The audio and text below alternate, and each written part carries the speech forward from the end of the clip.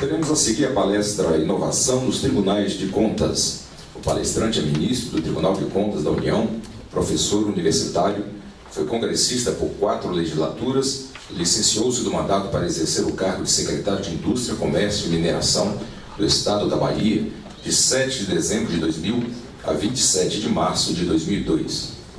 Como deputado, se destacou pela atuação nas áreas de Relações Exteriores e de Defesa Nacional, tendo ocupado a presidência da Comissão de Relações Exteriores e Defesa Nacional em 2005, da Secretaria para Assuntos Internacionais do PFL e a Diretoria de Relações Internacionais do Instituto Tancredo Neves em 2006. Ainda no Parlamento, exerceu a função de presidente do Grupo Parlamentar Brasil-Alemanha e vice-presidente do Grupo Parlamentar Brasil-Índia. Sua atuação como parlamentar tem sido marcada pela competência técnica, herança de longa experiência acadêmica, o que sempre garantiu sua participação em trabalhos que contribuíram para a vida política institucional do país. Durante os mais de 20 anos de vida pública, exerceu diversas funções, tais como secretário de Estado e também municipal, a presidência do Grupo Executivo da Ford, a presidência da Companhia de Engenharia Rural, além da diretoria da Universidade Pública, entre outras, o que lhe garantiu notórios conhecimentos de administração pública. Senhoras e senhores, com a palavra, o palestrante, o excelentíssimo senhor ministro do TCU, Haroldo Cedras.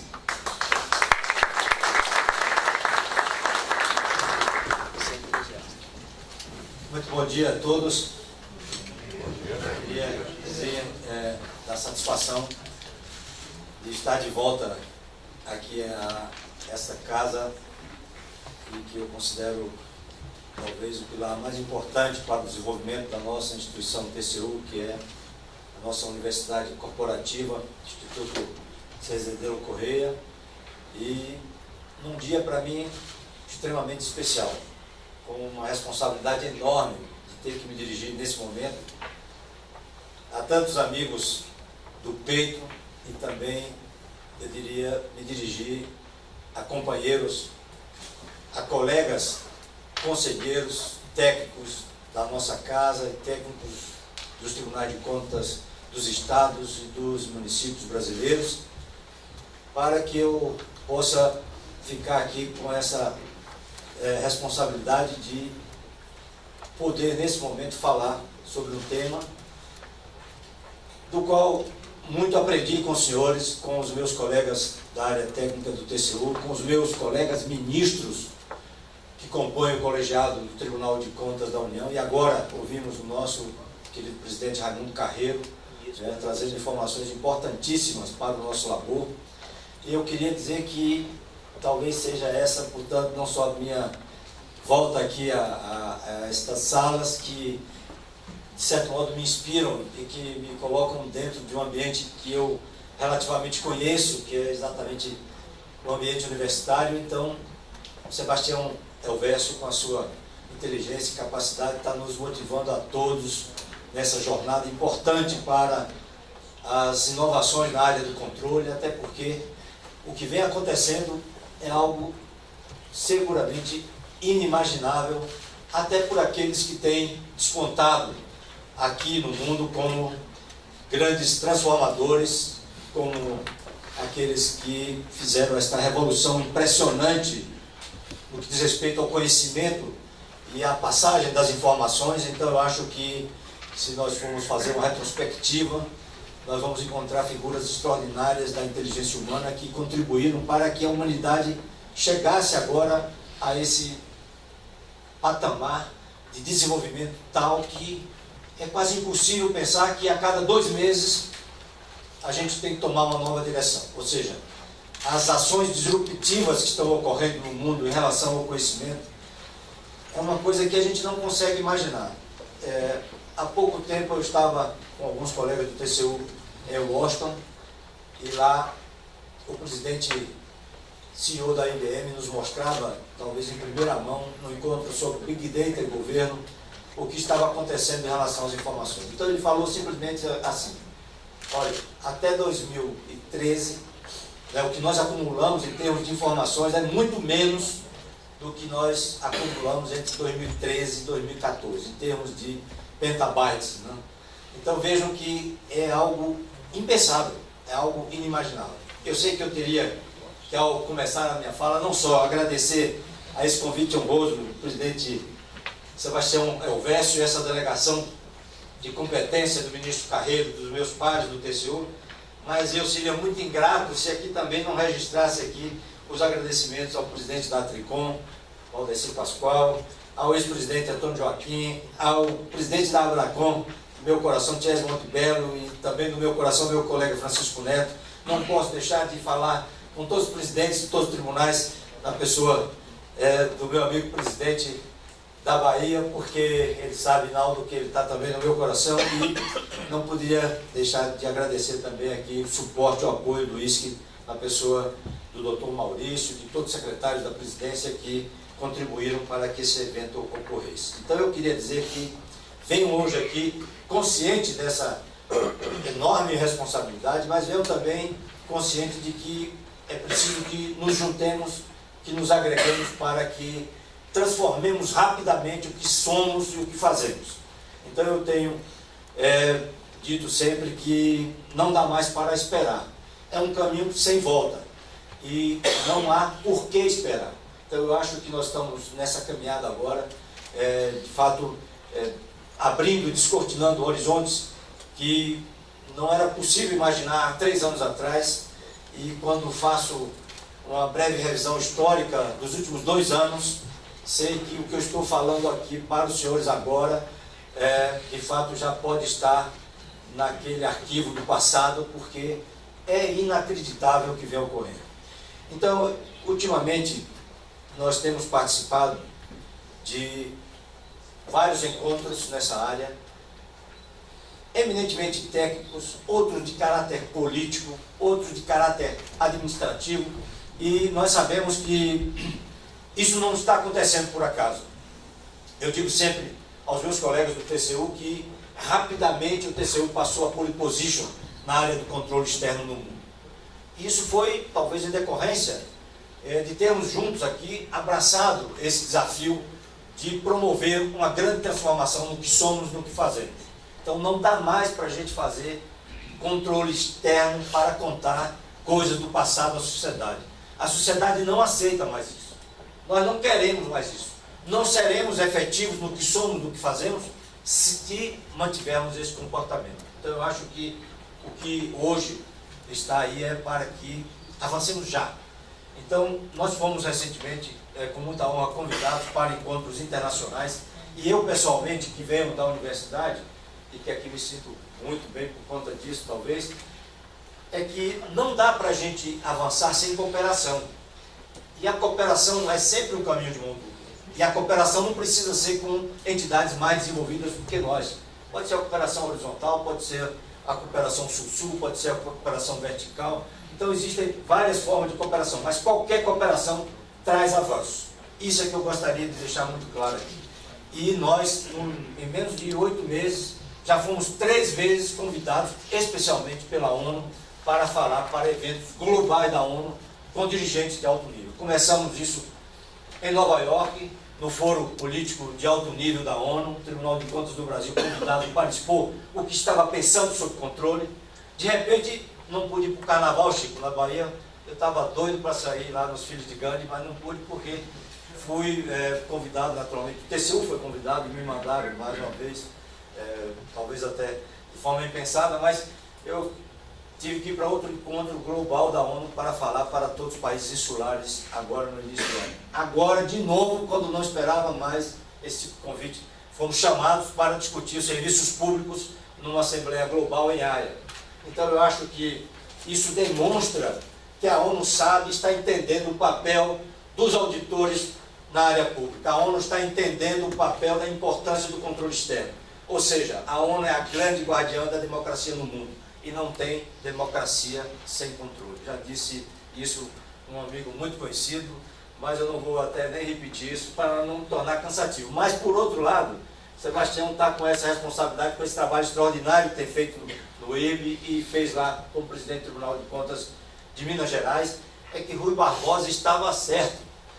Quando eu cheguei em Haia e vejo esse slide que os senhores vão ver agora, quer dizer, aí a gente percebe o que ele representou nesse processo de inovação no mundo.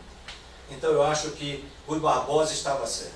Então nós somos cada vez mais importantes para a gestão pública, para o bem-estar da sociedade, para a melhoria dos serviços públicos, como foi esse evento grandioso que aconteceu em Haia o mês passado. Então eu acho que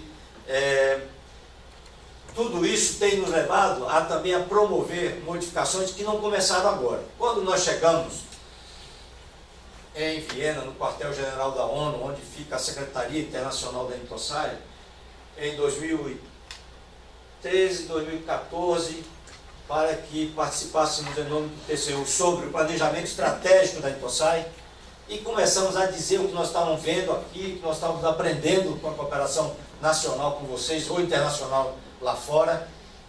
Eles ficavam olhando para a gente e nós estávamos até com a ideia de que éramos ETs, né? Porque nós estamos falando coisa que os outros não estavam querendo entender.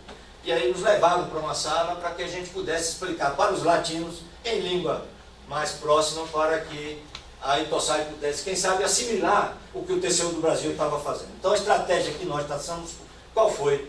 Vamos colocar os ganchos ali no planejamento estratégico. Porque no futuro, pelo que está acontecendo, a gente não sabe o que virá. Então, vamos deixar os ganchos, e aí foi talvez o primeiro grande passo. Dentro da nossa organização maior, que é uma organização de grande porte, e como toda organização de grande porte multilateral é lenta, e nós sabemos disso, porque estamos no controle há muitos anos. Então eu acho que foi ali o primeiro grande passo, quando conseguimos convencer os nossos pares internacionais de que era preciso alguém levantar a mão, levantar a bandeira. Olha, não dá para continuar fazendo controle externo como analistas de jogos acabados. Então eu acho que foi isso que talvez nos motivou.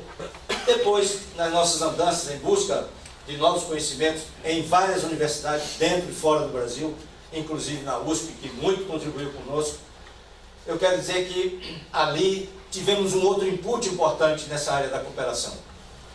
Chegamos nos Estados Unidos com um plano ainda não bem desenhado, com 4 companheiros técnicos aqui do TCU, com essas preocupações na cabeça, e nós começamos a fazer uma exposição para o maior órgão de controle externo do mundo, o GIO, em quem ou no qual nós sempre nos inspiramos e temos como exemplo. Então, o presidente, muito educado, nos ouvindo atentamente, pediu para que parássemos aquele relato. E disse assim: eu vou trazer à mesa uma pessoa que eu considero importante. O GEO acaba de contratar uma figura dentro do cenário americano de ciência e tecnologia, que é o nosso cientista-chefe.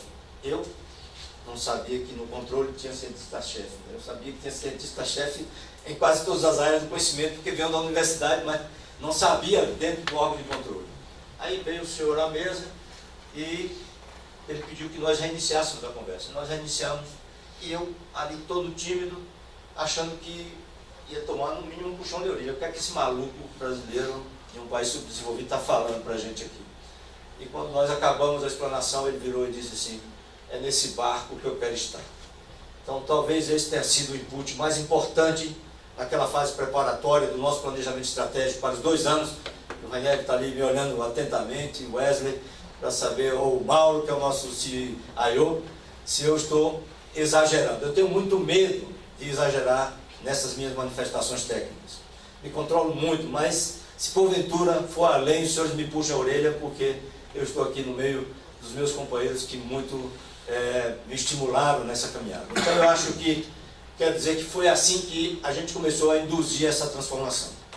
E esse cidadão depois publicou, em modo próprio, um artigo na revista técnica do TCU, que consolidou a visão que ele tinha e que, de certo modo, era um novo apoio que estava nos dando nessa caminhada. Então, eu vou aqui mostrar a vocês que, além desses convites honrosos, né, nessa missão da ONU, vocês viram aí o Palácio de Haia, vocês viram que, de fato, a inovação no setor público tem que ser o foco de todas as nações. E eu diria que, além disso, né, nós sabemos que não podemos mais parar. Da mesma forma que sabemos que podemos aprender fora das academias, fora dos institutos de pesquisa, fora das universidades corporativas como o ISP. porque eu fui também bater a porta com os meus companheiros, de onde nós tínhamos informações, e o Gledson me ajudou muitíssimo nessa busca, onde é que, de fato, a inteligência poderia ser encontrada para benefício do controle externo. Então nós fomos bater a porta de organizações internacionais muito grandes, como o Grupo Gartner, nos Estados Unidos.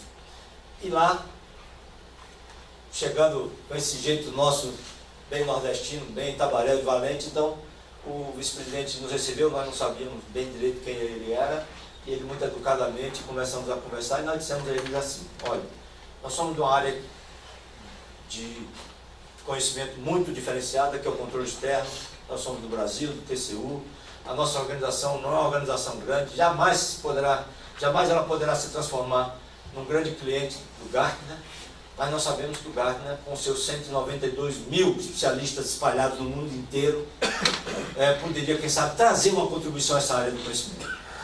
E aí ele promoveu uma videoconferência com o principal especialista do Gartner na área da gestão pública, conosco, e aí ao final disse: eu queria lhe pedir desculpa, mas queria dizer ao senhor que, se caso o Gartner não possa contribuir conosco nessa caminhada, eu quero que o senhor entenda que a minha instituição é pequena, mas também ela é uma grife.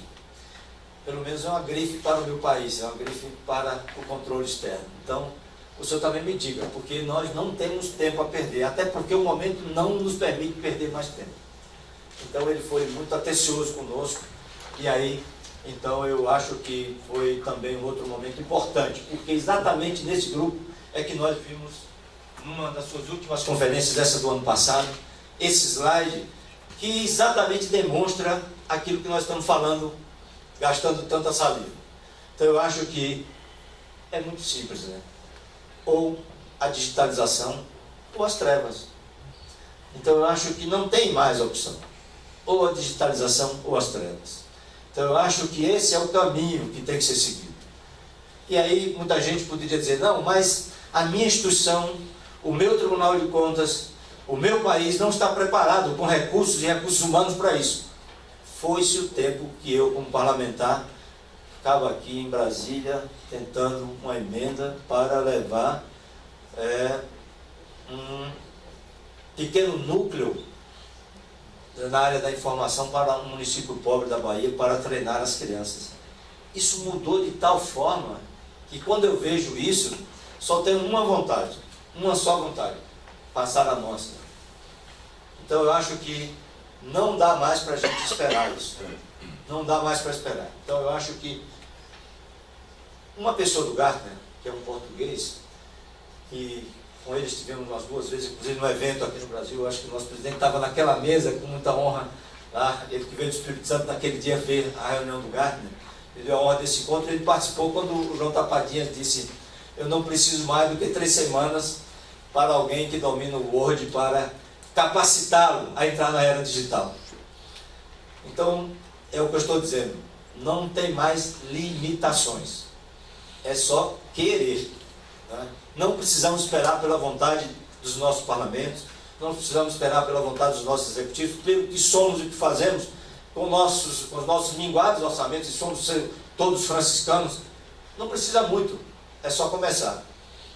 Então eu acho que foram esses exemplos importantes que nós escolhemos nessa caminhada, e estou citando apenas algumas rápidas passagens dessa parceria com essa instituição privada, cujo modelo empresarial aqui não existe.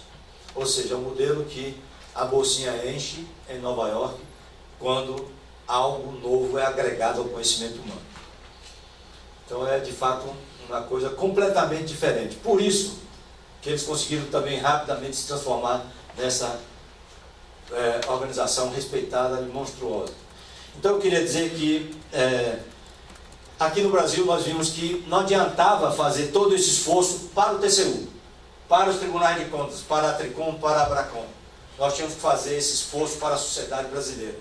Nós tínhamos que fazer esse esforço para o nosso principal cliente do TCU, que é a gestão federal, que é o governo federal. E quando nós fomos levar esses arrazoados, esse arcabouço, esse embrião de planejamento para a implantação desse momento digital no Brasil, nós imaginávamos e tínhamos feito um planejamento para que isso ocorresse com 12 meses, um ano, dezembro de 2015, isso poderia ser, quem sabe, entendido pelo nosso principal cliente. Para nossa sorte, o nosso principal cliente parece que entendeu no primeiro dia.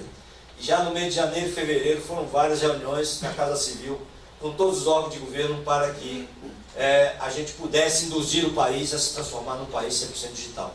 Por que transformar esse país num país digital? Porque é a única maneira que a gente tem de fazer com que a economia ande. É a única maneira que a gente tem agora para fazer com que os empregos voltem a ser gerados. É a única maneira que a gente tem para acabar com as dificuldades para o empreendedorismo. É a única maneira que a gente tem para acabar com os carimbos, como nós vamos ver daqui a pouco. Então, o governo de então, e o governo que aqui está, que também de nós recebeu do TCU um pacote especial, preparado especialmente, sempre que chega cada mandatário aqui, o TCU prepara um pacote especial, nós fizemos da mesma sorte.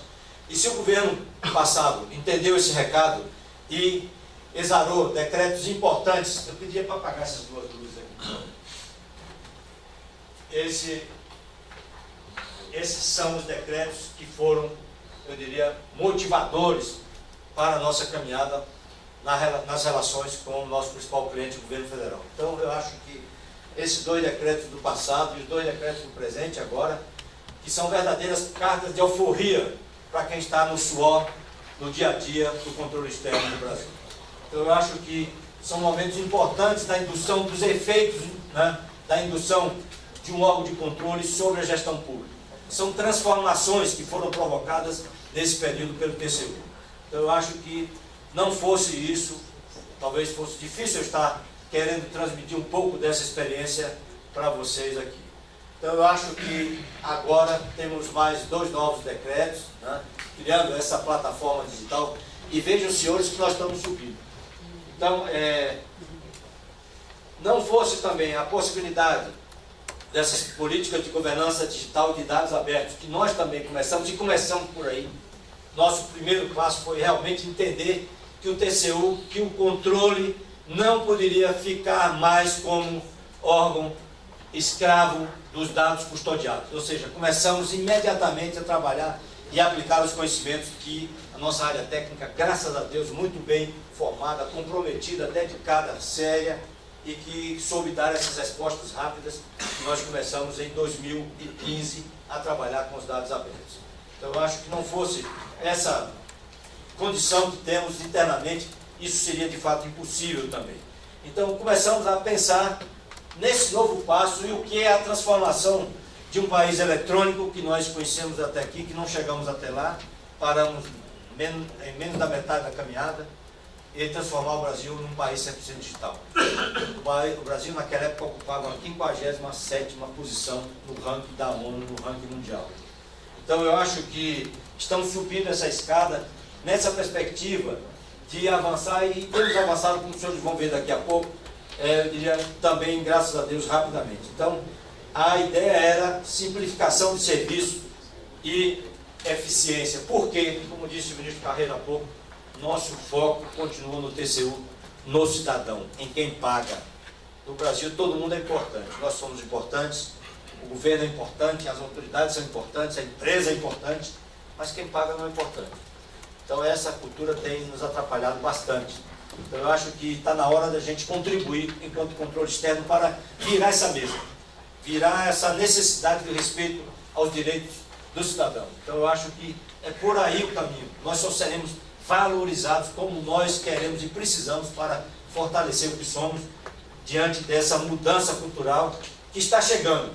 Eu acho que ela vai chegar por conta exatamente dessa condição que nos leva o governo digital, saindo de uma condição de co-participação com a sociedade para a condição de co-compartilhamento com a sociedade. Então, parece um jogo de palavras, mas não é. É uma mudança radical. Muita gente não se deu conta, não sabe disso. É preciso que a sociedade comece a entender na nossa linguagem o que significa compartilhamento. Então, eu acho que é isso que nós precisamos fazer. Mudar rapidamente isso através dessa postura em relação às trocas com a sociedade. Daí a importância de termos começado com as plataformas abertas, com os dados abertos, e no meu discurso de posse, muita gente deve ter achado que seria um sonho, quando eu disse que o TCU não basta ser mais uma instituição smart. O TCU tem que ser uma instituição mobile. E agora, até no aniversário das minhas netas, eu estou dizendo, na palma da mão. Tudo agora na palma da mão. Esqueçam o resto. Palma da mão. Esqueçam o resto. Então eu acho que é isso que nós precisamos. O TCU então é de fato uma instituição hoje mobile. Então com esse trabalho que vem sendo feito, e é a única forma da gente diminuir os carimbos. Nós somos um país caracterizado, marcado, tragicamente marcado pelos nossos atrasos, por conta que o carimbo é o grande símbolo da cultura do atraso. Então, quando a gente pede para alguém reconfirmar o documento de identidade, quando a gente pede para alguém uma certidão que já foi entregue, para reconfirmar a certidão que já foi entregue, aí não tem jeito. Aí é melhor mudar de planeta. Mas essa semana nós tivemos uma boa notícia, que nesse papel indutor do TCU, o governo federal também soltou um novo decreto que está nos ouvindo, porque tudo isso está escrito. Não estou falando aqui, tudo isso está na cabeça, de forma muito mais inteligente, de cada um dos técnicos do TCU, de cada um dos ministros do TCU. Eu sou apenas um pequeno elo nessa cadeia, mas eu quero dizer que isso é o que nós precisamos fazer já. E nós temos que começar pelo que somos, pelo que fazemos, mostrando a transparência dos órgãos de controle, mostrando como é que nós estamos pagando os nossos funcionários, como é que nós estamos valorizando a produtividade das nossas instituições. Nós temos que dar o exemplo. É a única maneira de consolidação do controle é essa. Então eu acho que é por aí que nós queremos, não sei se acabar, porque é quase um sonho impossível, mas pelo menos diminuir os carimbos no Brasil. Então eu acho que essa evolução faz parte, portanto, dessa estratégia da transformação digital. E agora o governo acaba de lançar esse documento para discussão pública, Estratégia Brasileira para a Transformação Digital. Voltando ao ranking, né, que agora nós vamos ver esse slide, é que nós estávamos na 57ª posição, em 2 anos crescemos 6 posições. 6 posições. Isso não é uma avaliação teórica, é uma avaliação fática da ONU, um ranking bem acreditado. Então eu acho que é um exemplo concreto de que dá para fazer alguma coisa. E aí nós temos um paradigma. Existe uma classificação dentro desse ranking que tem um grupo muito seleto, chamado Grupo D5, dos 5 países mais desenvolvidos na área digital. E dentre eles tem um país que eu mostro essa foto aqui com muita honra, porque quando eu estava lá nas Bahamas, no Carnaval, falando para a ONU, a Estônia, por coincidência ou por acaso, também era o país convidado, porque não é um país insular, e aquela reunião era de todos os países insulares do mundo. Então, a Estônia estava lá, e quando ele nos ouviu falar, foi lá e nos entregou, só trouxe esse livro aqui para o TCU do Brasil. Então, eu guardo com muito carinho esse livro, que a Estônia demonstra que não é uma potência econômica, passava fome há bem pouco tempo atrás, saiu das trevas da cortina do autoritarismo há bem pouco tempo, não é uma potência tecnológica, mas a satisfação dos cidadãos pelos serviços públicos é algo que espanta tanto, que a Estônia é parte desse grupo seleto do D5. Então eu acho que é um exemplo claro que é só querer. Então não tem outro exemplo melhor do que a Estônia. E basta, para falar dos carimbos, que o cidadão na Estônia não esqueça o seu nome. Esteja onde estiver, não esqueça seu nome. Não esquecendo seu nome, está tudo aqui na palma da mão. Então eu acho que é isso que nós precisamos fazer, porque são serviços de alta satisfação na área de saúde, na área da educação. E por que a gente não avança, né? Talvez nessa área tenhamos o calcanhar de Aquiles a vencer, mas eu só já cansei um pouco, porque tenho falado tanto, tenho até brigado um pouco quando posso, dentro dos meus limites que vocês conhecem, mas não é possível a gente ter sistema nacional de telecomunicações onde as escolas não são conectadas, onde eu saio do TCU naquela curva ali para ir para casa ao meio-dia querendo me atualizar, aí para o sinal e é um país onde a gente chega, não, o sistema caiu, não é possível. Só tem aqui, o sistema caiu. Por quê? Porque nós importamos, compramos equipamentos, compramos softwares inadequados para o nosso desenvolvimento, ou seja, nós fomos entulhados, nós fomos, como eu diria numa linguagem bem gaúcha, nosso presidente está ali, os nossos amigos do Rio Grande do Sul, e eu digo o seguinte, numa linguagem bem gauchesca, nós estamos enredados com um sistema de governo eletrônico que só aumentou a corrupção, só permitiu que o país ficasse mais atrasado. Nós saímos da época do carimbo, né, para a digitação. Na Bahia, Chico Neto está ali, Rinaldo também. Então, eu vou repetir uma frase que eu ouço muito lá no meu interior na Bahia. Realmente querem que fiquemos com a famosa burrice ocupada. Não dá para fazer isso mais. Não dá para fazer isso mais. É o mesmo esforço repetitivo. Não traz lucro nenhum para ninguém, nem para as instituições, nem para o setor privado. Então, eu acho que não é mais possível isso. Temos que nos libertar disso. Essas são amarras mais fortes do que aquelas que nós conhecemos na época da escravatura. Fiquem certos disso. Então eu acho que não dá mais, e eu estou dizendo agora que o TCU está de olho. Quem do governo federal fizer compras inadequadas na área de TI, pode ficar bem esperto, porque hoje nós melhoramos as nossas ferramentas, nós estamos mais ágeis, nós sabemos mais o que queremos, e vamos ver quem está comprando entulho. Pode olhar que tem maracutaia ali. Então eu acho que isso não interessa para mim. Coisa de governo eletrônico fora, qualquer que seja, não tem espaço mais, né? É só lixo. Então eu acho que não podemos mais aceitar isso. Eu queria dizer que o TCU tem que não perder esse foco, né, depois de tentar diminuir na sua própria casa essa condição repetitiva, de esforços repetitivos que causam lesões repetitivas mentais. Tem aquela do uso do teclado, né, que vocês conhecem como uma LER, doença de lesão de esforço repetitivo, mas tem também a LER mental. Essa é a pior de todas. Essa é seguramente, o Sebastião está me olhando ali como médico, será que esse... Então eu acho que essa lesão de esforço repetitivo mental é a pior de todas. E o que é que o TCU fez aqui, Alu? No dia 17 de março de 2016, eu diria que considero o dia mais importante para as autarquias públicas no Brasil. Por quê?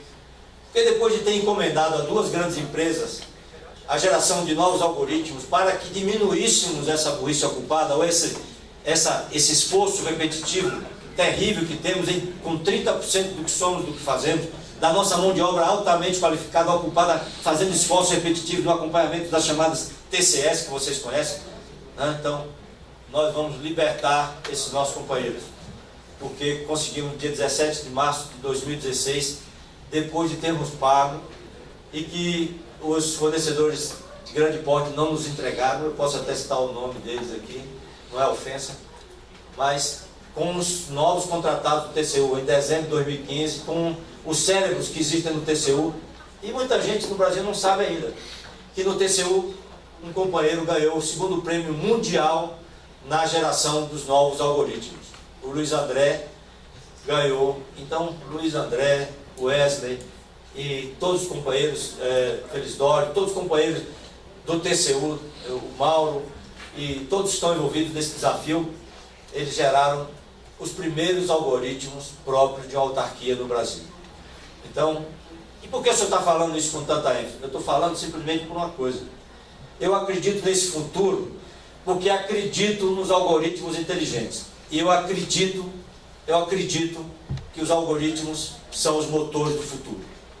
Então é muito simples a equação. Então eu acredito nisso. Então agora, isso foi um esforço gigantesco, sobre-humano, eu diria. Eles ficaram trabalhando Natal, Ano Novo, e nós vamos poder, com uma cooperação que fizemos com a CGU, portanto agora ter condições de analisar e fazer trabalhos preditivos com as TCS, sem precisar do esforço repetitivo de um governo eletrônico. Então eu acho que essa fase, para mim, é a fase revolucionária das autarquias no Brasil. É a fase da geração dos próprios algoritmos. Mas se alguém olhasse para mim agora dizendo, será que esse cara está contando alguma novidade aí? Eu tenho até medo de falar. Porque o que quero falar lá na frente desmonta isso. Só que nós não podemos perder nas nossas instituições o que eu chamo de manutenção da capacidade de reflexão, da capacidade de inteligência. Em qualquer instituição, principalmente na área do controle. Nós não podemos perder essa condição de ter em cada instituição, porque sem isso nós não seremos capazes de acompanhar os avanços. Sem isso, nós não poderemos julgar o que está acontecendo ou julgar as encomendas que fazemos hoje nessa área, muitas vezes caras. Então, é muito importante que não percamos aí esse respeito ao cidadão, ou seja, o foco em capacidade em atender. Não só a gente pode enxergar um órgão de controle como um órgão com capacidade de punir. No dia que o ministro Gilmar Mendes nos convidou para a reunião sobre as novas eleições municipais, ele convidou todos os órgãos do Sistema Nacional de Controle. E eu, como representante, da época, então, o presidente TCU, fui para lá e fiquei ouvindo.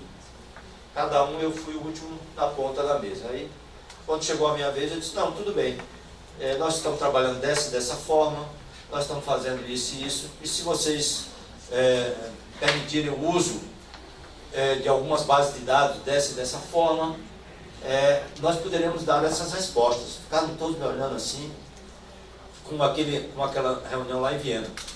15 dias depois, o TCU jogava sobre a mesa do presidente do TSE, ministro Gilmar Mendes, o que ele pretendia em relação às informações sobre as eleições municipais. Com isso, eu estou querendo dizer que não é preciso fazer nenhum milagre.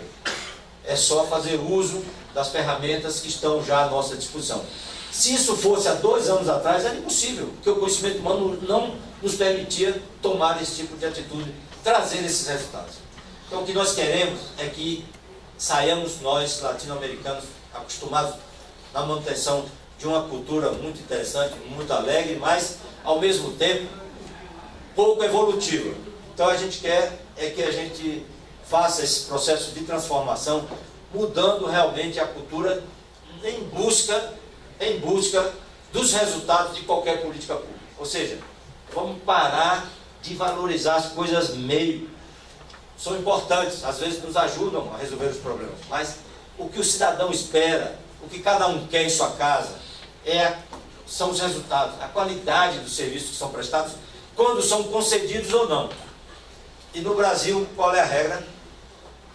A gente está concedendo isso e aquilo, estradas, infraestrutura, telefonia, e a gente não vê o que a gente vê na Europa. Nunca imaginei que os Correios da Alemanha pudessem ser privatizados. Nunca imaginei que a Deutsche Bahn pudesse ser privatizada. E vou lá hoje, os preços são mais baratos, o serviço está melhor, os trens estão mais rápidos. E aqui, o que é que ocorreu tem ocorrido nessa área da TI? Os serviços estão cada vez piores. E praticamente somos assaltados. Essa aqui é a verdade, nas tarifas que nos cobram. E a qualidade é zero. Na Bahia nós temos um estado, eu não posso falar dos outros estados, mas na Bahia acho que eu posso ter o direito como cidadão baiano. Quando eu vi a primeira privatização de um trecho rodoviário, me agredia de tal forma que eu evitei de passar ali, porque a minha adrenalina aqui nunca sobe, subia até um limite que eu não podia controlar. Então, quer dizer, não aguento ver mais isso no Brasil. Nós temos que buscar os resultados das políticas públicas, buscar a eficiência dos serviços prestados. E aí o nosso papel. Eu estava em Haia, uma certa feita em nome do TCU, participando do grande evento mundial sobre PPPs. E nós nos preparamos para esse evento, realizando eventos nacionais aqui. E lá eu vi o nível de satisfação e a importância de nós, do controle externo, nessas missões de concessões e de PPPs. Ou seja, lá eles já estão levando os órgãos de controle a participar, inclusive, da repactuação dos contratos. Aqui a gente fica ainda, vou, não vou, fiscaliza, não fiscaliza. Não existe isso mais, acabou, porque nós temos que chegar primeiro do que eles. Não deixar que os danos ocorram ou para o erário ou para a qualidade do serviço para os cidadãos. Então, é isso que nós queremos nessa fase e é por isso que nós estamos brigando para avançar. Nessa perspectiva de avanço, o TCU, com esses esforços próprios, gerou uma outra ferramenta que eu coloco, já tinha feito isso, talvez pessoalmente, com os meus presidentes queridos que estão aqui, e com alguns amigos técnicos que tenho também nessa área, quando o TCU entendeu que era preciso avançar nessa área proposta pelo Klaus Schwab, esse homem que bolou esse Fórum Econômico Mundial. Esse alemão disse o seguinte, que não dava mais para esperar e que se o setor público não avançasse, a indústria 4.0 já estava aí. Então nós temos feito esse papel também de provocar o setor privado. Então nós Depois desse evento, nós pegamos uma revista técnica super bem feita pela Federação da Indústria da Alemanha, traduzimos esse material e fomos entregar pessoalmente ao presidente Robson, grande amigo do TCU, da Confederação Nacional da Indústria no Brasil. Então esse é o papel do controle. Esse é o papel nosso. Isso a gente não pode delegar para ninguém. É o que nós temos que fazer cada dia. E buscar a interação com o setor privado. Essa transformação digital só será consolidada com o apoio da iniciativa privada. Setor público só não vai fazer vingar essa perspectiva. Então eu acho que é esse caminho. E aí nós temos também que dar os exemplos. Então geramos uma ferramenta, né, que considero muito importante, vou falar sobre ela daqui a pouco, mas eu gostaria nesse momento de mostrar a vocês que sem o setor privado isso não é possível, e mostrar ao mesmo tempo um exemplo do setor privado que muito me emociona, que é esse vídeo que, para que eu não me torne o mais chato dos membros dos tribunais do Brasil, eu vou deixar que vocês escutem. We started to wonder, what would shopping look like if you could walk into a store, grab what you want, and just go? What if we could weave the most advanced machine learning, computer vision, and AI into the very fabric of a store, so you never have to wait in line? No lines, no checkouts, no registers. Welcome to Amazon Go. Use the Amazon Go app to enter. Then put away your phone and start shopping. It's really that simple. Take whatever you like. Anything you pick up is automatically added to your virtual cart. If you change your mind about that cupcake, just put it back. Our technology will update your virtual cart automatically. So, how does it work? We used computer vision, deep learning algorithms, and sensor fusion, much like you find in self-driving cars. We call it Just Walk Out technology. Once you've got everything you want, you can just go. When you leave, our Just Walk Out technology adds up your virtual cart and charges your Amazon account. Your receipt is sent straight to the app, and you can keep going. Amazon Go. No lines, no checkout. No, seriously. Bom exemplo. Então eu queria dizer a vocês que não quero me alongar muito, nem ultrapassar o tempo que me foi concedido, e queria dizer que como é que poderíamos então aplicar essa mesma transformação no setor público. E aí aparece agora uma área de conhecimento que ficou esquecida nas gavetas durante quase 2 décadas, que nasceu na cidade de Hannover, nos Estados Unidos. Eu morei na cidade de Hannover, na Alemanha, mas é outro Hannover, nos Estados Unidos. E essa área do conhecimento é a área que parecia que não teria grandes repercussões no desenvolvimento do conhecimento humano, mas que ela agora chega como um vulcão, como uma tsunami, em que eu estou, com palavras próprias, dizendo o seguinte: é como se fosse um gás do bem, né, que envolve a tudo e a todos. Então eu acho que a inteligência artificial chega num momento extraordinário para o que nós somos, para o que nós estamos fazendo. E a inteligência artificial está nos dizendo que já agora 47 profissões deixarão de existir. 47 profissões. Então essa é uma área que ficou praticamente embaixo do tapete, né, durante um tempo que ninguém sabia muito o que fazer, foi muito direcionado para alguns campos específicos na área da saúde, da educação, mas não da forma como está sendo aplicada agora. Então eu diria que a inteligência artificial é o gás volátil do bem. Então estamos na era das mudanças rápidas e as mudanças cada vez mais rápidas. Então eu acho que essa questão da inteligência artificial é quem vai acabar impulsionando a tudo e a todos da agora por diante, principalmente em relação a essa transformação digital do TCU, iniciada em 2015, sem data para acabar. Então não tem data limite para isso. Então nós não sabemos mais como conter as influências do conhecimento com a inteligência artificial. Então eu acho que e uma coisa importante é que a inteligência artificial também está transformando esse mundo extraordinário dos aplicativos móveis. Só que nós, no TCU, para nossa sorte, começamos a desenvolver isso já naquela fase do aproveitamento dos dados abertos, né?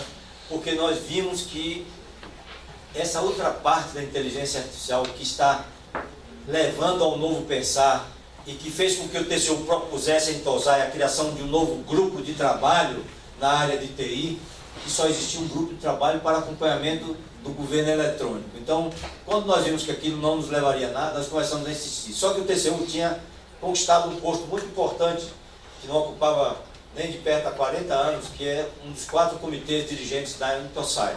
Nós ganhamos a eleição, devolvendo 7-1 de Minas Gerais por 15-3 lá em Abu Dhabi.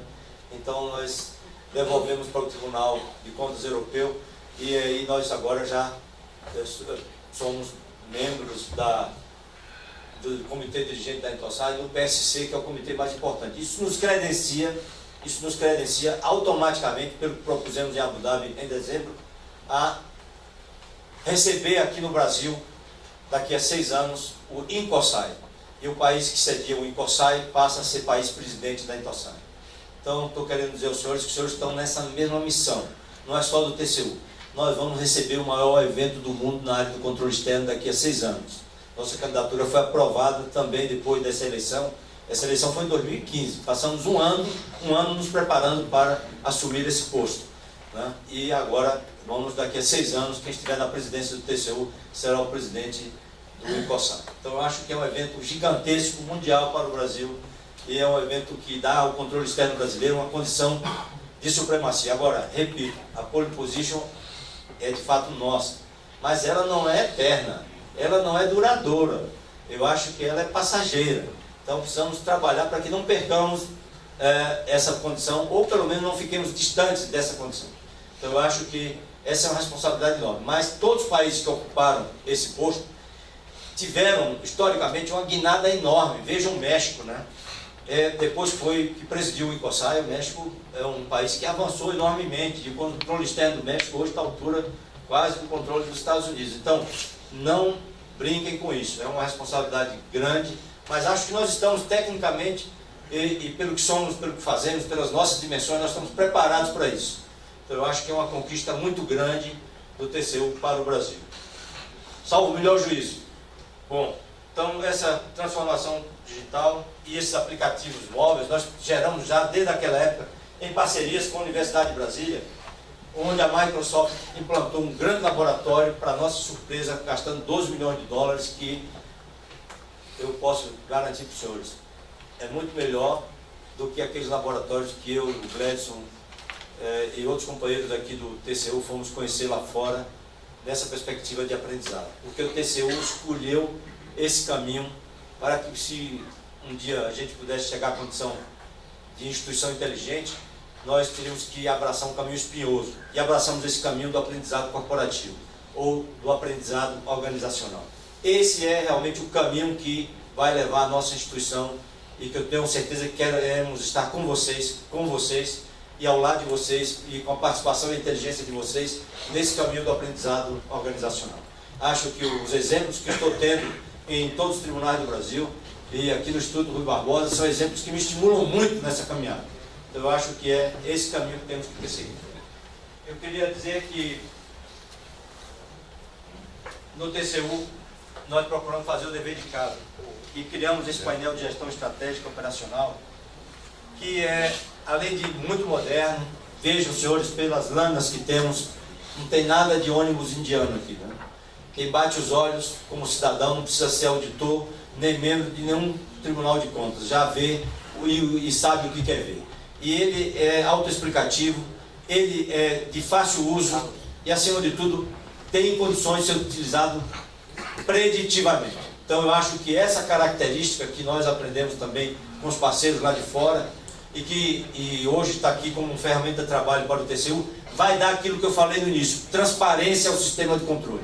Nós temos que ser transparentes para a sociedade. Não adianta buscar a transparência dos nossos órgãos jurisdicionados sem a nossa transparência. Então, esse foi o primeiro passo para garantir, dar respaldo a essa posição que estamos assumindo. Então, vou falar muito rápido agora nesse final, para não abusar a paciência de vocês, e queria dizer que essa tecnologia tem que ser uma ferramenta ao alcance de todos os auditores. Não adianta desenvolver uma ferramenta que não seja replicável no TCU da Bahia, no TCU do Rio de Janeiro, no TCU, então, não é no tribunais dos estados. Então, nós queremos coisas que possam ser utilizadas, inclusive, pela gestão pública. Então, as ferramentas que geramos, todas elas são replicáveis. Se não fossem replicáveis, não teriam grande sentido. Então, eu quero dizer que essas ferramentas também só foram geradas porque geramos esses algoritmos inteligentes e esses conhecimentos de TI que são aplicados pelos nossos técnicos na área do controle. Então, agora, nós não queremos de fato mais analisar o passado, nós queremos entender o presente e prever o futuro. É isso que nós queremos, entender o presente e prever o futuro. Que contribuição daríamos a cada parlamento estadual ou municipal? E o Tiesco tem uma experiência extraordinária disso, esse trabalho brilhante que ele faz lá, da mesma forma como faz o Chico lá na Bahia. Então, na área municipal, nós estamos, de certo modo, bem próximos dos cidadãos, nós estamos bem próximos dos nossos gestores, nós estamos bem próximos dos nossos parlamentos municipais, que merecem o mesmo respeito. Então, eu acho que é isso que nós queremos. Então, fico muito feliz em ver os avanços que tenham visto, e eu leio as revistas que recebo, e eu quero dizer ao Tiesco que muito me orgulho receber a revista do seu tribunal sempre. Eu quero agora, para demonstrar esse esforço interno, trazer para vocês, para quebrar um pouco aqui também essa tolerância enorme de vocês, um vídeo onde o nosso companheiro Wesley, que está aqui conosco nesse momento, vai falar um pouco sobre essas transformações e os exemplos desses resultados que alcançamos. Quando se fala de análise preditiva para o controle, isso é muito útil, pois pode se transformar a análise preditiva numa ferramenta que permita estabelecer rankings de risco dos objetos a serem controlados. Mais especificamente, por meio da análise preditiva, ou seja, a análise de irregularidades que aconteceram no passado, é possível achar um padrão, é possível achar um DNA de algumas irregularidades e, a partir desse padrão, desse DNA encontrado, aplicar esse tipo de comportamento, esse tipo de filtro às informações do futuro. Com o auxílio dessas novas ferramentas, o TCU encontrou indícios de irregularidades importantes, como o levantamento na doação de lotes da reforma agrária, que identificou mais de 1.000 políticos beneficiados, 37 mil pessoas falecidas e ainda donos de carros de luxo, entre outras inconsistências, um total de mais de $500 milhão de benefícios irregulares, que poderiam gerar prejuízos aos cofres públicos de 2 bilhões e 800 milhões de reais. Os beneficiários da reforma agrária, eles não podem ser servidores públicos, eles não podem ter cargos eletivos, eles não podem ser empresários, e assim, tem uma série de requisitos para que uma família possa receber o lote da reforma agrária. Na mineração de dados referentes à aposentadoria, o TCU encontrou mais de 1.000 casos de pagamentos superiores ao teto da Previdência, mais de 17 mil casos de acúmulo indevido de recebimentos e mais de 30 mil pagamentos rurais feitos a moradores de áreas urbanas. A economia estimada, R$500 bilhão por ano. Como os senhores podem ver, eu na universidade sempre falava para meus alunos que, já no passado bem remoto, que a tecnologia não anda para trás. A tecnologia anda sempre para frente. E a grande importância da tecnologia é que ela nos ajuda a resolver os problemas. Ao pensar no automóvel do passado, ou pensar no automóvel do presente, a gente pode ver isso muito bem. E para a indústria automobilística, a tecnologia foi de tal modo revolucionária que são bilhões e bilhões de euros, de dólares perdidos de pesquisas feitas até aqui. Porque o carro autônomo é uma realidade. E já chegou e desmontou tudo de um dia para a noite. Ao passar em Frankfurt recentemente, ao ter acesso aos jornais daquele país, eu pude ver na agonia, né, na preocupação, no desespero dos presidentes da Mercedes, da Audi, falando sobre o que as companhias perderiam. Ao mesmo tempo eles vão ganhar, porque eu sei que eles têm capacidade para encontrar outros caminhos, ou acompanhar a Tesla, ou fazer coisas mais revolucionárias como a Microsoft está fazendo em relação ao transporte individual no futuro, né? Os volocópteros, enfim, tudo que está chegando, mas eu acho que isso é uma coisa que a gente tem que considerar. Se para eles, que tem uma estrutura pesada, enorme no mundo inteiro, milhares de servidores, milhares de cabeças fazendo pesquisa em todas as áreas, de uma noite para o dia, tudo foi jogado recentemente, há menos de 2 anos, no lixo. Então vejam que isso é importante para que pensemos o que somos, o que estamos fazendo. Então eu acho que é um exemplo concreto, e a tecnologia precisa ser, acima de tudo, descentralizada. Não há mais nenhuma chance de desenvolvimento tecnológico centralizado. Então eu acho que hoje o TCU tem que pensar sempre de forma descentralizada, e a tecnologia precisa ser uma ferramenta para resolver os problemas, não do TCU, mas os problemas do Brasil.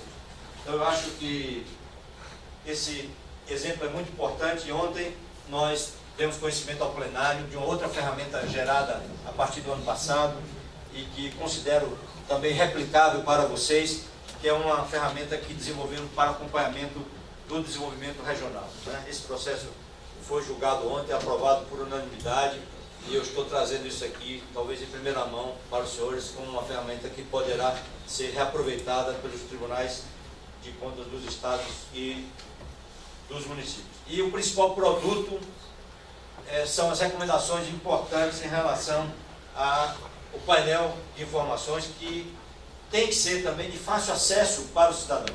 Não podemos estar gerando ferramentas que só nós entendemos. Quando eu era parlamentar, recebi os relatórios de atividade do TCU, e todos os parlamentares sempre receberam.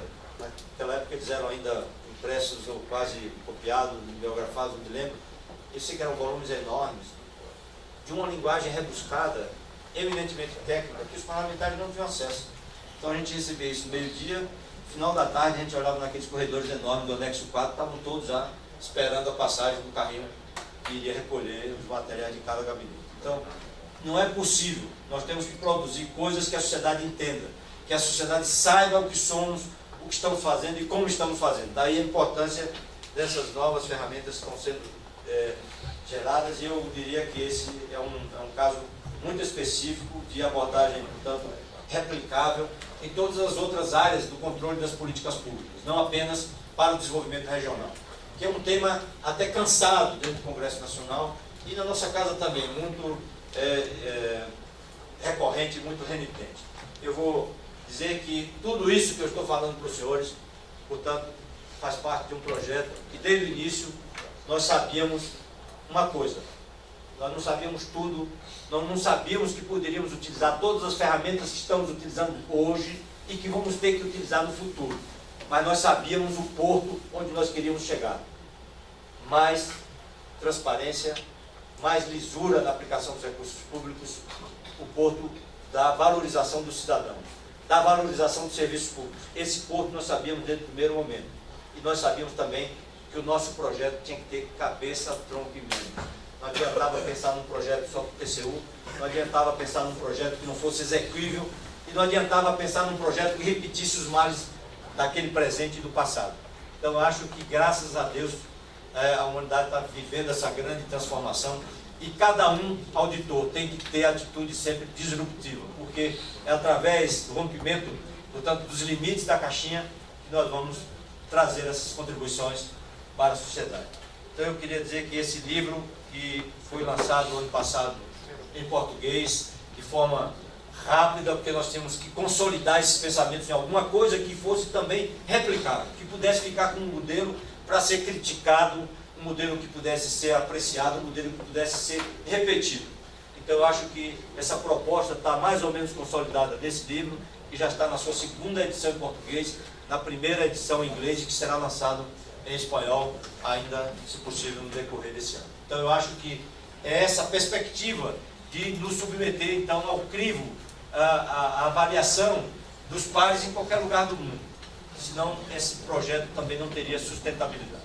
Então eu acho que é isso que está aí, e eu diria que, se alguém me perguntasse, eu diria de novo: eu acho que hoje eu já estou falando coisas do passado, mas sei também que estou apenas começando. Estou apenas começando. E quero que esse modelo que o TCU está propondo ao Intosai, e que antes era uma voz pregando num deserto, hoje, pela criação do grupo da Intosai, pelo que nós temos participado das últimas reuniões, inclusive da que ocorreu recentemente aqui no Brasil, do PSC, é que o mundo está procurando nos acompanhar. Fomos chamados no mês passado, também em Haia, paralelamente àquela reunião da ONU, pelo Tribunal de Contas da Holanda, que foi sempre um tribunal de conta nessa área, e cujo presidente foi o presidente da Eurosai até um mês atrás.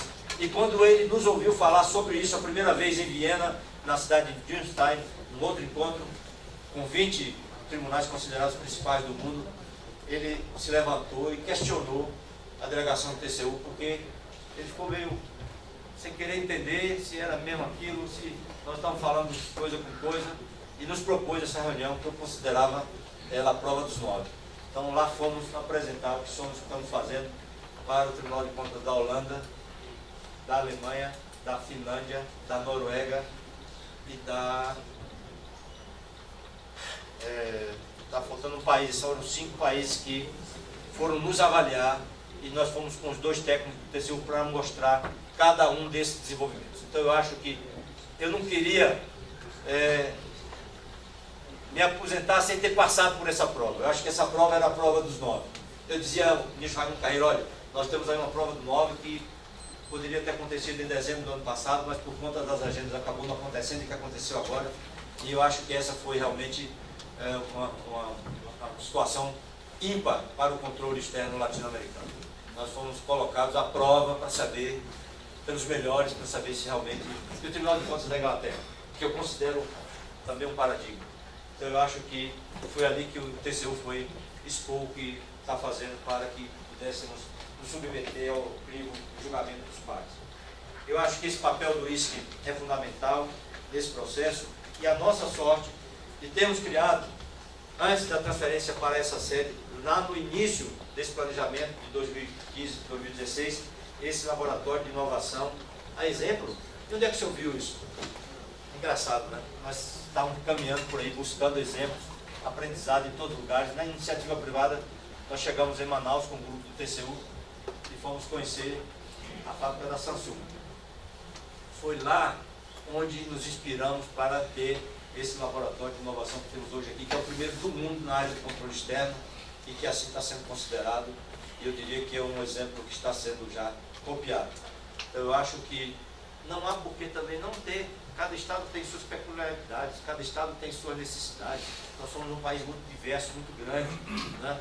Nós podemos ter em cada município uma situação toda especial. Quer dizer, essa iniciativa foi que deu força e respaldo para essa caminhada tecnológica, foi essa iniciativa da criação desse laboratório, que aprendemos lá com jovens de vários países que estavam fazendo parte do Laboratório de Desenvolvimento Tecnológico em Manaus. Então eu acho que foi ali onde nós nos inspiramos para essa iniciativa. Então eu acho que imaginávamos encontrar na cidade brasileira, de um estado não tão desenvolvido, aquelas condições que vimos ali naquele laboratório. Então vimos que aquilo também estava ao nosso alcance. Não precisava ser rico, não precisava ser potência tecnológica, que nós éramos capazes também de fazer algo parecido. E fizemos. Então eu acho que esse exemplo fica com o Colab, até porque o nome é Colab. E é Colab porque nós queremos a coparticipação. É Colab porque está à disposição não apenas do TCU, de todos os senhores. Então eu acho que é Colab porque deve estar à disposição do cidadão brasileiro. Quem quiser fazer exemplo daquele da Microsoft que veio depois, que está aqui na Universidade Católica de Brasília, e que conosco eles geraram esses aplicativos móveis cívicos que são hoje importantes para a vida dos cidadãos de Brasília em relação à saúde, à educação. Então é isso que nós precisamos, né? Interagir é a fase do co-compartilhamento de fato. Aqui tem outro produto que eu considero importante, concreto, gerado pelo programa, que é esse referencial de inovação. Então eu acho que esse kit de ferramentas de design thinking, eu acho que temos a sorte de ter no TCU uma ex-diretora do ISC, aqui a doutora Flávia, ela é especializada nessa área, são vários colegas do TCU que estudam esse tema, essa área do conhecimento. Então eu acho que conseguimos gerar não só o nosso referencial básico do programa de inovação, que ficou sob a responsabilidade do Gledson e que deu cabo dessa tarefa de forma brilhante. Então eu acho que esse Toolkit é também uma outra ferramenta que poderá ser aproveitada, utilizada por vários de vocês. Então eu queria dizer que para que a gente consiga fazer isso, é preciso de fato essa união entre o setor público, a academia e o setor privado, aliás, coisa que foi aqui também há pouco citada pelo eminente presidente Raimundo Carreiro. E eu queria dizer que quero mostrar aqui um slide sobre esse exemplo do co-compartilhamento, que é um exemplo bastante novo. Talvez o Wesley possa falar mais sobre ele ainda hoje, e que envolve a questão do painel de infocontas, com esse trabalho conjunto com o TCU e 16 tribunais do Brasil. Então eu acho que é mais um passo importante do co-compartilhamento que nós queremos ter com todos vocês. Eu acho que sozinho o TCU não pode ir muito longe, mas se juntos estivermos, poderemos seguramente realizar muito, muito e muito mais.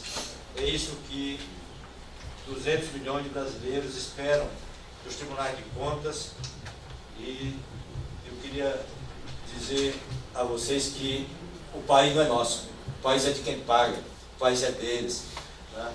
E a responsabilidade nesse caso de fortalecer a democracia que é nossa e que é uma honra para todos nós, para cada um auditor, para cada um ministro, para cada um conselheiro, poder trazer essas contribuições para uma democracia ainda muito frágil, muito sujeita a chuvas e trovoadas, para uma economia que não deslancha porque ainda não entendeu aquilo que os americanos entenderam para sair da crise de 2008, que é o passo gigantesco da economia digital, que aqui a gente nem conhece a terminologia ainda.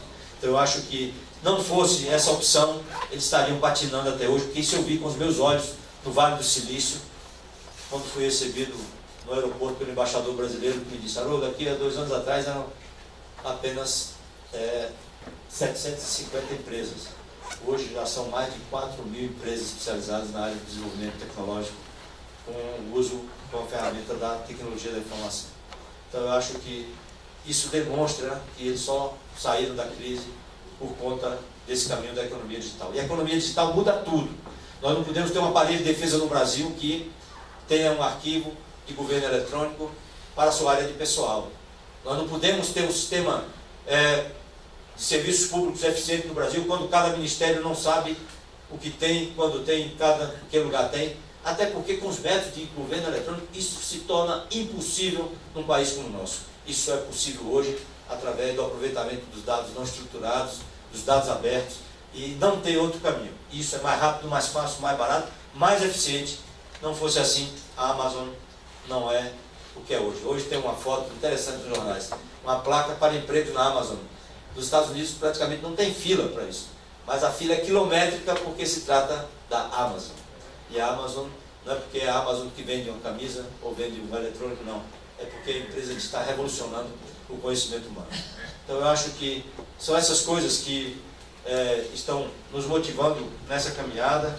Eu queria agradecer mais uma vez todas as contribuições que tenho recebido pessoalmente de cada um dos senhores conselheiros, muitos dos quais estão aqui nessa sala no dia de hoje, aos quais quero agradecer de coração todos os estímulos, todo o apoio, todas as sugestões que recebemos dos nossos técnicos do TCU, a quem passo, eu diria, todos os méritos dessa caminhada, porque não fosse o bom colegiado de ministros que temos, não fosse essa capacidade instalada do TCU na área humana, nós estaríamos também com aqueles outros órgãos que não sabem quantos funcionários possuem, para onde devem andar, e que para movimentar tem que levantar uma ficha: fulano vai estar em tal lugar, fulano vai estar em tal lugar. Então nós estamos contratando um novo sistema de gerenciamento de recursos humanos que seguramente está entre os melhores do mundo, mas que eu hoje já considero atrasado. Ele não está nem implantado totalmente no TCU. E vocês sabem por quê? Porque quando eu cheguei lá e que fui tomar conhecimento que estava chegando nessa área da gestão de recursos humanos, eu vi simplesmente uma coisa: ou você compra uma ferramenta que já pode lhe levar à nuvem, ou é melhor então não tê-la, porque senão você volta à condição de país eletrônico. Então eu acho que nós não precisamos apenas movimentar pessoas, nós precisamos gerir potencialidades. Nós precisamos gerir potencialidades. É isso que um sistema novo de recursos humanos tem que ter. E é por isso que um país que não tem os melhores aviões, os melhores tanques, né, os melhores submarinos num sistema de defesa, que é um bom exemplo, eu estou citando o sistema de defesa apenas como exemplo assim, de contingente de servidores muito grande.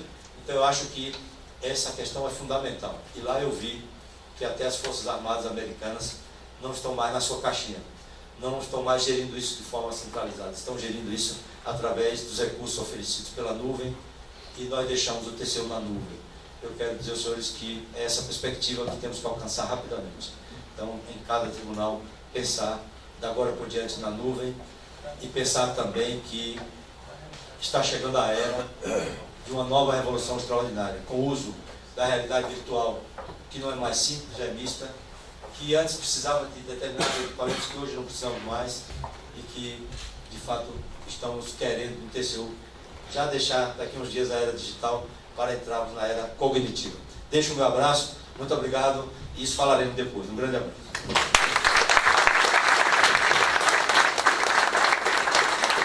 Nossos agradecimentos ao senhor ministro Haroldo Cedras e o presidente do IBE. Convido o senhor Edilberto Pontes, presidente do TCE do Ceará, para fazer a entrega do certificado do ministro Haroldo Cedras.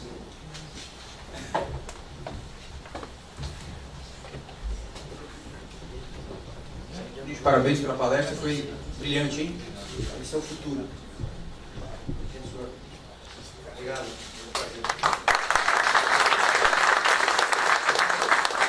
Senhoras e senhores, faremos uma pausa para o almoço e retornaremos pontualmente às 14h30. Ótimo apetite a todos.